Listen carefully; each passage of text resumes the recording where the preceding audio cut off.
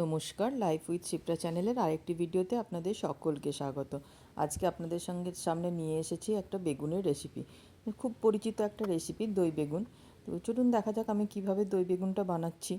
এখানে আমি 250 গ্রাম বেগুন নিয়ে নিয়েছি, ছোটো সাইজের বেগুনগুলো। সেগুলো লম্বা করে 4 টুকরো করে কেটে ধুয়ে রেখে নিয়েছিলাম। তারপর কড়াইয়ে 1 টেবিল চামচ সরষের তেল দিয়ে নুন হলুদ দিয়ে ঢাকা দিয়ে বেগুনগুলোকে ভালো করে ভেজে নিতে হবে। মানে একদম যেন নরম না হয়ে যায়, মানে খোসাটা যেন ছেড়ে না যায়, ওরকম যেন না হয়। একটু নরম হলেই ওটা নামিয়ে নিতে হবে। দিয়ে না, আমি এখানে বেগুনগুলো ভেজে নামিয়ে নিচ্ছি দেখুন। তারপর ওই কড়াইয়ে সামান্য একটু তেল দিয়ে, মানে ওই 1 থেকে 1.5 টেবিল চামচ তেল দিলেই হবে। একটু তেল দিয়ে আমি এখানে গোটা জিরে ফোড়ন দিচ্ছি। তারপর একটা বড় সাইজের পেঁয়াজ স্লাইস করে কেটে নিয়ে দিয়ে দিয়েছি তেলের মধ্যে।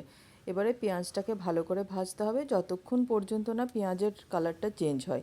যখন পেঁয়াজটা বাদামি রঙের হয়ে যাবে তখন তার মধ্যে দিয়ে দেবো 1 টেবিল চামচ আদা রসুনের পেস্ট, 1/2 টিস্পুন নুন, 1/2 টিস্পুন হলুদ আর 1.5 টিস্পুন জিরে গুঁড়ো। আমি এখানে ধনে গুঁড়োটা ইউজ করছি না। আর নুন হলুদটা যেহেতু বেগুনটাকেও নুন হলুদ দিয়ে ভেজেছি, সেজন্য একটু পরিমাণ মতো দিতে হবে, একটু কম করেই দিলাম। তারপর মশলাটাকে বেশ ভালো করে কষিয়ে নিতে হবে। দিয়ে দেবো ফেটিয়ে রাখা টক দই। আমি 2 টেবিল চামচ টক দই এখানে ইউজ করেছি। টক দই দেওয়া মাত্রই ফ্লেমটা একদম গ্যাসের কম করে আর সমানে ওটা চালাতে হবে, মানে দাঁড়িয়ে থাকলে হবে না, ওটা সমানে নাড়িয়ে যেতে হবে। এরপর আমি দিয়ে দিচ্ছি, আমি শুকনো লঙ্কার গুঁড়োটা দিতে ভুলে গেছিলাম মশলার সাথে, তাই এটা আমি পরে দিচ্ছি। তো পরে দিয়েছি, তারপরে মশলাটাকে ভালো করে কষিয়ে নিয়েছি। যখন দেখবেন মশলার ওপরে এরকম তেল ভেসে উঠছে, তখন ভেজে রাখা বেগুনটা দিয়ে দেবো এর মধ্যে। তারপর মশলার সাথে বেগুনটাকে ভালো করে নাড়িয়ে চাড়িয়ে আর জল দিয়ে দিতে হবে। যেরকম গ্রেভি যার যেরকম গ্রেভি লাগবে সেরকম জল দিতে পারেন। আমি এখানে ছোট্ট গ্লাসের 1 গ্লাস জল দিয়েছি, খুব অল্প পরিমাণেই জল দিয়েছি। ব্যাস, এবারে এটা ফুটে উঠলেই আমার রেডি হয়ে যাবে দই বেগুন।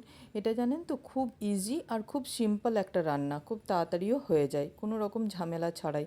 দেখুন হয়ে গেছে আমার দই বেগুন। এটা ভাত, রুটি, পরোটা সব কিছুর সাথেই খাওয়া যায়, বেশ ভালো লাগে। তো আপনাদের যদি আমার ভিডিও ভালো লাগে, আমার রান্না ভালো লাগে, তাহলে অবশ্যই আমার চ্যানেলটা সাবস্ক্রাইব করে দেবেন।